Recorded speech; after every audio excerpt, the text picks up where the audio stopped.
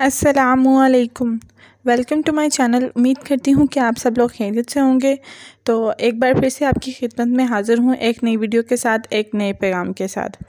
अल्हम्दुलिल्लाहि रब्बिल आलमीन वस्सलातु वस्सलामु अला सय्यिदिल मुरसलीन अम्मा बाद फ़अऊज़ु बिल्लाहि मिनश शैतानिर रजीम बिस्मिल्लाहिर रहमानिर रहीम।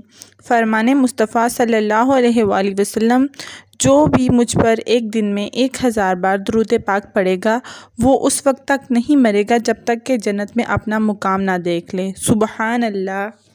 आज इस वीडियो के अंदर मैं आपको इस्लाम में पर्दे की अहमियत के बारे में बताऊंगी कि एक औरत के लिए पर्दा करना कितना ज़रूरी है और कितना अहम है। सर पर दुपट्टा रखने से औरत अल्लाह की रहमत के साए में रहती है। हया बड़ी दौलत है और जो औरत इस दौलत को संभाल के चलती है कभी कंगाल नहीं होती, ना हुस्न के मामले में ना कशिश के मामले में। एक अनपढ़ लेकिन बापर्दा और बाहया औरत उस PhD औरत से कहीं बेहतर है जिसके पास डिग्री तो है लेकिन पर्दा और हया नहीं है। हज़रत फ़ातिमा रज़ियल्लाहु ताला अन्हा फरमाती हैं, अपनी बेटियों को बचपन से ही पर्दा करना सिखाओ ताकि बड़े होने पर उनको बेपर्दा चेहरों से नफ़रत हो जाए।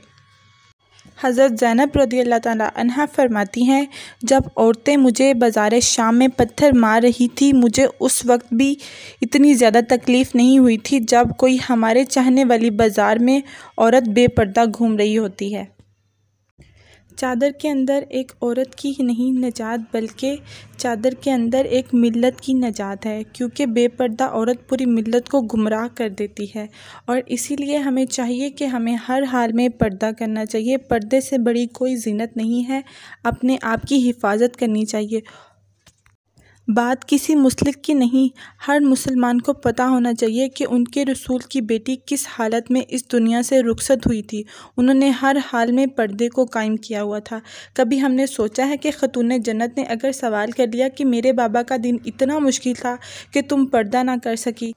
इस्लाम ने औरत को सबसे पहले इज़्ज़त दी, माशरे में उसे फ़ख्र और इज़्ज़त का बाइस बनाया। मुसलमान औरतों को तफरीक के लिए जो निशानी दी गई, इस्लाम उसे हिजाब कहता है। कुरान मजीद में हिजाब को एक लंबी चादर के तौर पर बयान किया गया है, जिसे बाज़ उलमा ने बुर्का से वजाहत की है। इस्लाम के शुरू के दौर में कुछ मुसलमान ख़वातीन ने रसूलुल्लाह सल्लल्लाहु अलैहि वसल्लम से आकर शिकायत की थी कि उनमें से और दूसरी कुफ़ार औरतों के पहनावे में कोई फ़र्क नहीं है, जिसकी वजह से वो आते जाते अक्सर औक़ात तनकीद का निशाना बनती हैं। इस वक्त दरबार रसालत सल्लल्लाहु अलैहि वसल्लम में हज़रत उमर रज़ियल्लाहु ताला अन्हा भी मौजूद थे। आपने मशवरा दिया कि मुसलमान ख़वातीन अपने चेहरे पर निकाब डाल लें। रसूलुल्लाह सल्लल्लाहु अलैहि वसल्लम के साथ साथ ये मशवरा अल्लाह रब्बुल इज़्ज़त को भी बहुत पसंद आया, जिसकी वजह से कुरान में एक आयत नाज़िल हुई, ए मोहम्मद सल्लल्लाहु अलैहि वसल्लम अपनी बीवी और बेटियों और मुसलमान औरतों से कह दो कि अपने ऊपर चादरों के घूंघट डाल लिया करें। ये ज़्यादा मुनासिब तरीका है ताकि वो पहचान ली जाएं और सताई ना जाएं। अब मैं आपको पर्दे के शरई अहकाम बताती हूँ। कुरान हकीम की रोशनी में मुसलमान औरतों से कहो कि वो अपनी निगाहें नीची रखा करें और अपनी असमत में फ़र्क ना आने दें। अपनी ज़ीनत को ज़ाहिर ना करें सिवाय उसके जो ज़ाहिर हैं। अपनी गिरबानों पर अपनी ओढ़नियाँ ओढ़ के रखा करें। अपनी आराइश को ज़ाहिर ना करें सिवाय अपने खावंद के या अपने वालिद के या अपने लड़के के या अपने भाई के या अपने भतीजों के या अपने भांजों के या अपनी मेल जोल की औरतों के या अपनी लोंडी के ग़ुलामों के या ऐसे नौकर चाकर के मर्दों के जो औरतों की ख्वाहिश ना रखें या ऐसे बच्चों के जो औरतों के पर्दे की बातों से मुतला नहीं है।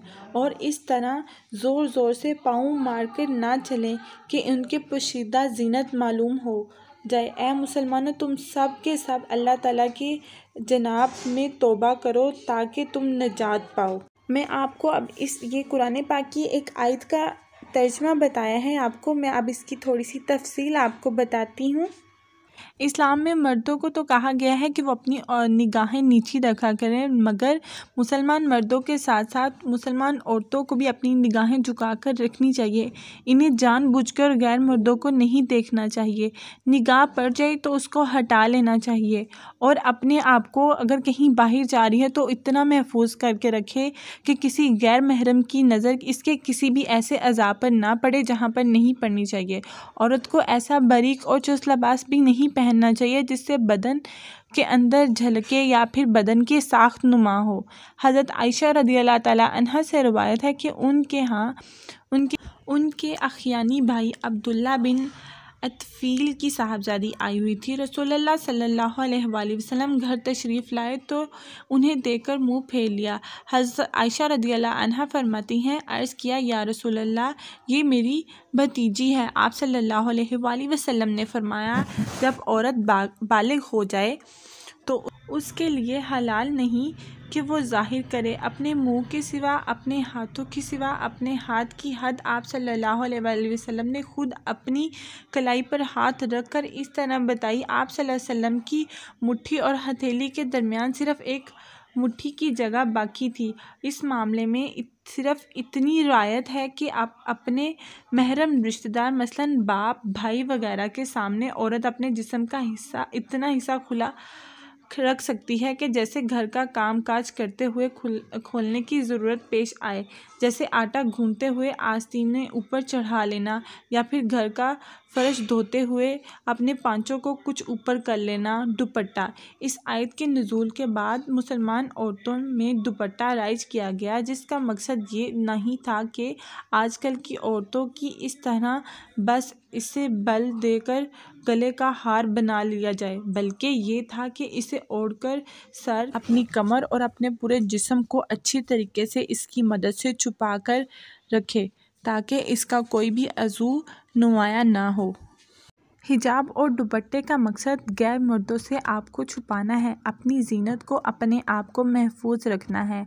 और एक जगह पर फरमाया गया, ए पैगंबर सल्लल्लाहु अलैहि वसल्लम की बीवियों, अपने घरों में जमी रहो और अगले ज़माना जाहिलियत की तरह बनाओ सिंगार दिखाते हुए ना फिरो। उम्मुल मोमिनीन उम्मे सलमा से रवायत है कि वो और हज़रत मोमिना अन हज़रत सल्लल्लाहु अलैहि वसल्लम के पास बैठी थी। इतने में इब्ने उम्मे मक्तू एक नबीना सहाबी आया और सैयदना अन हज़रत सल्लल्लाहु अलैहि वसल्लम के पास पहुंचा तो आप सल्लल्लाहु अलैहि वसल्लम ने फरमाया कि इनसे पर्दा करो। हज़रत उम्मे सलमा ने अर्ज़ किया कि ये नबीना नहीं है तो ना वो हमें देख सकेगा और ना ही हमें पहचानेगा। अन हज़रत सल्लल्लाहु अलैहि वसल्लम ने जवाब दिया, क्या तुम भी नबीना हो? क्या तुम इन्हें नहीं देखती हो? ज़माना जाहिलियत में पर्दा और हिजाब नाम की कोई चीज़ ना थी, लेकिन इस्लाम के बाद जूँ मुसलमानों की तमद्दुन और माशरत की बुनियाद बढ़ती गई, उसके मुतल्लिक़ मुनासिब अहकाम नाज़िल होते गए।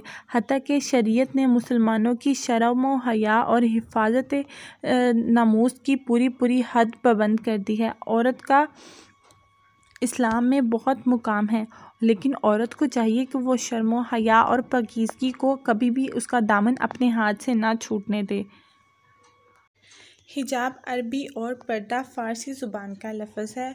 ये दोनों अल्फाज तकरीबन हम मैनी हैं, यानी ओढ़, पर्दा, चादर, सतर, आड़, हया, शर्म और घूंघट, नकाब और बुर्का इन अल्फाज के बेशुमार मायनी और मफ़हूम हैं और लुगत है।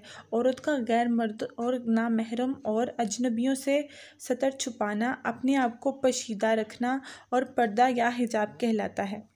ज़माना जाहिलियत में पर्दा और हिजाब नाम का कोई चीज़ ना थी। यहूदी, अंसारी, यूनानी, ईरानी, हिंदी माशरे के अफराद अपनी अपनी तहज़ीब और सकाफ़तों के इल्म बरदार थे।